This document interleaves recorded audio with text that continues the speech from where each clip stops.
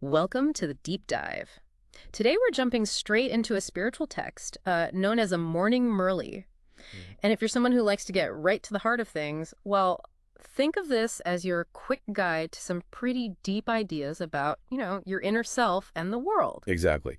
We've gone through this Murli pretty carefully to pull out the key points, things about who you are as a soul, the role of this spiritual guide they call the Father, Right. and crucially, why there's so much peacelessness around, and Yeah. how we might find genuine peace and happiness. Yeah, and you'll notice some unique words in this text, like current, flame, storms, dim lamps.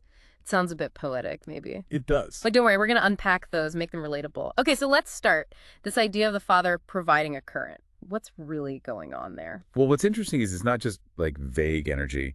It's framed as actual spiritual power. Okay. And the condition for getting it Yeah. says you need to become soul conscious. Meaning seeing yourself as spirit, not just the body. Precisely. And then connecting your intellect, your focus, with this one Father through what they call yoga spiritual connection. So it's like plugging yourself in mentally. Kind of, yeah. Yeah. Instead of looking outward all the time for energy or validation, the Murli suggests this power is accessible inside through a specific kind of focus. It really reframes resilience, doesn't it? It's about connection, not just willpower. That makes a lot of sense. Like having an internal power bank, but you need the right mental cable to access it. That's a great analogy. Now, the Murli also talks about something pretty negative, the most devilish nature. What does it identify that as? It's very direct. It says spreading peacelessness. That's the worst quality. Spreading peacelessness. Why is that considered so, well, devilish? Because it causes distress, unhappiness, where it shows up. Yeah. I mean, it seems obvious, but the text really emphasizes it. And it links that to why everyone wants peace, right? Exactly. He says the reason everyone prays to God for the blessing of peace is simply because this lack of peace, this peacelessness, is, well, everywhere. It's a constant state almost. It really highlights that universal longing, doesn't it? It makes you wonder, are there subtle ways we do this? Maybe just negativity or judgment? It's a really good point, how our own inner state might contribute. Yeah. Which kind of leads us to another image they use, the story of the flame and the storms. Apparently, it's from an older tradition. Right from the path of demotion, but it's reinterpreted here. It shows how metaphors can gain new layers of meaning, I think. So what do the flame and the storms represent in this context? Well, the flame is basically the soul, your inner light, your purity, and the storms. That's pretty much all the challenges, the negativity, the difficulties we face, life's ups and downs, essentially. It's a powerful image, and it says these flames, these soul lights can get extinguished. Or at least dimmed. Very dimmed. The text says the Father comes specifically to reignite them. Okay, and how does the tradition of lighting a lamp for someone who's passed away fit in? The Murli connects that, doesn't it? It does. It suggests that practice comes from a belief that the soul might be wandering in darkness after death. Ah, I see. And it contrasts that with the Golden Age, this future time they describe, which is supposed to be full of constant light. No need for lamps then. Because the souls themselves are fully lit. Exactly. But right now, the text says, the lamps of all the souls have become dim. We're all running on low battery, spiritually speaking. And the Father is the one who comes to recharge everyone. That's the idea. He is the source of the power needed to bring that light back. Which brings us to that great machine analogy, like a city needing a huge power plant. Yeah, it's a great way to illustrate it. If you need to power a whole city, you need a massive generator. Well, that Right. makes sense. So similarly, to uplift all the souls in the world, you need an incredibly powerful source of spiritual energy. And the Father is presented as that unlimited source, that great machine. Unlimited current. Right. And getting that strong current doesn't just help you. The text says it can empower others too. It has a ripple effect. Okay, so it's not just individual enlightenment, but potentially lighting up others around you. Exactly. It touches on that collective aspect. So speaking of the collective and the individual, the Murli also describes the soul's journey. Where do we start, according to this? We start high up. Souls descend from a higher realm, initially pure. The term used is satopradhan, Satipradhan. full of original purity and power. But then, over these long cycles of time, things change. We lose that purity. Gradually, yes, impurities accumulate. And that, according to the Murli, is why we experience sorrow now. and why souls call out for liberation and purification. It reminds me of some other old philosophies, the idea of cycles, ages of light and It darkness. does resonate with that cyclical view, definitely. And you mentioned liberation and purification. Is there a difference? Yes, a subtle but important one. Liberation here means freedom from sorrow, from suffering. Purification is about cleaning the soul itself, removing those ingrained impurities. Okay. And the goal is? Twofold, really. First, return to the land of peace, the soul world, the supreme abode.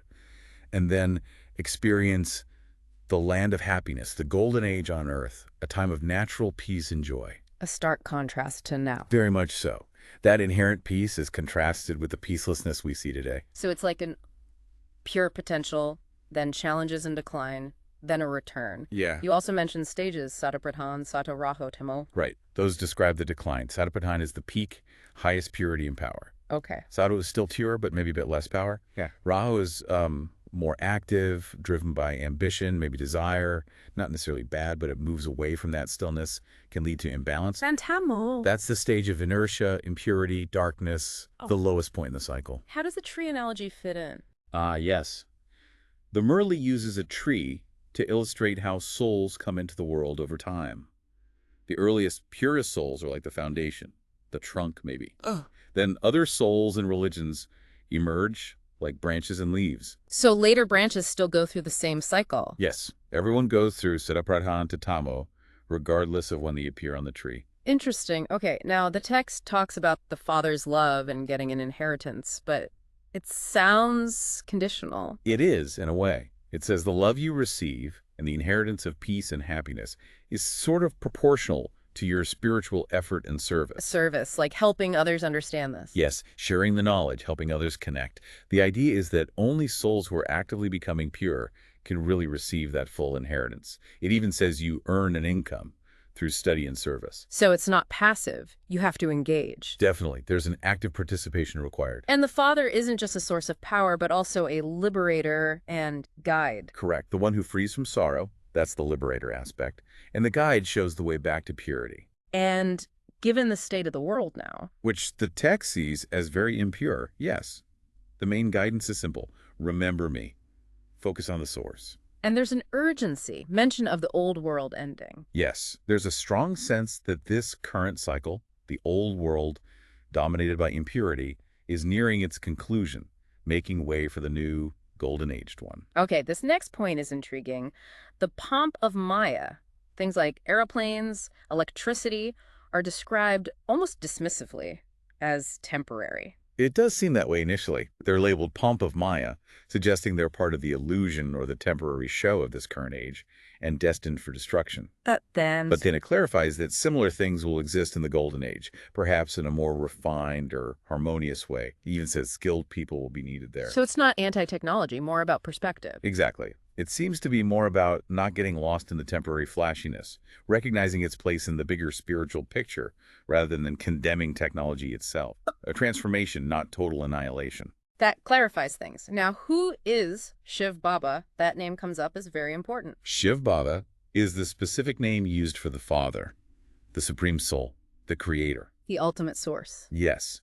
And the text really stresses introducing this specific Father, Shiv Baba, to everyone.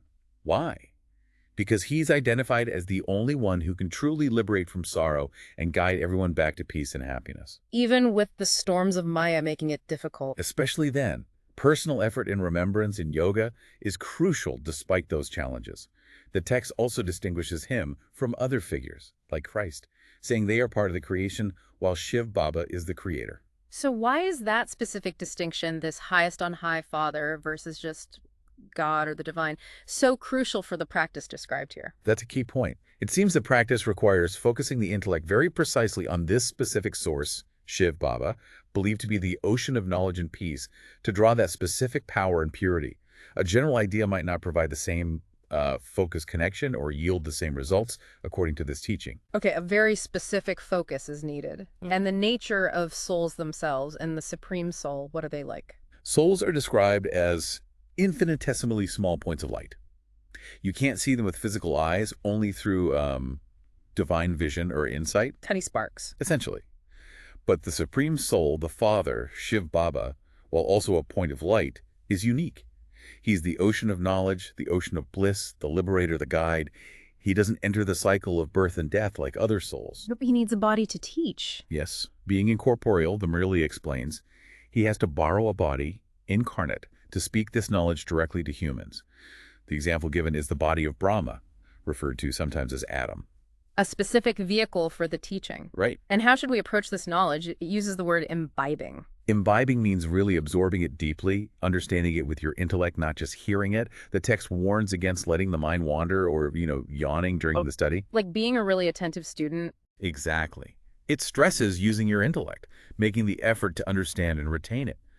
It's presented as an unlimited study, so it requires presence and focus. Yeah. Like truly digesting spiritual food, not just glancing at the menu. But it also acknowledges it might be hard for some people because of karmic accounts.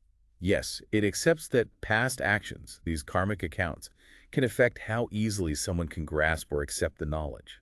Some might find it difficult, others might resonate immediately. So effort is encouraged, but results might vary based on baggage. Sort of. The Father inspires effort in everyone equally, it says. But your individual fortune, tied to past karma, influences how much you can imbibe. It's called an unlimited study from the unlimited Father. What about people from completely different backgrounds? The text anticipates they might not get it at first. The concepts, the terms, they might seem alien. So you have to adapt. Yes, it advises tailoring the explanation. But the core point to convey, regardless of background, is always introducing this highest on high Father as the liberator and guide.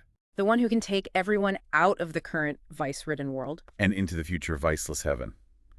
That contrast is key. Okay, so wrapping this up for our listeners, this deep dive really emphasized becoming soul conscious, connecting with that father figure for real spiritual power.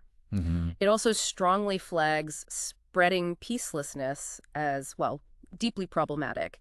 And it paints this picture of the soul's journey, cycles of purity, decline, and the potential for return. Right. And the Father, Shiv Baba, is positioned as the key guide in this whole process, the one offering this unlimited study to navigate from sorrow back to peace and happiness. We set out to understand these core ideas, and I think we've really unpacked the essence of this particular Murli text. Agreed. And maybe a final thought to leave with everyone. In your own life, with all its demands, what would it actually look like to nurture that inner flame, that soul consciousness the text talks about? That's a deep question. It is. How am I consciously trying to connect with that higher source, however you understand it? Shift how you handle the storms that inevitably come up. What does being soul conscious mean, practically, day to day? Something to ponder, perhaps.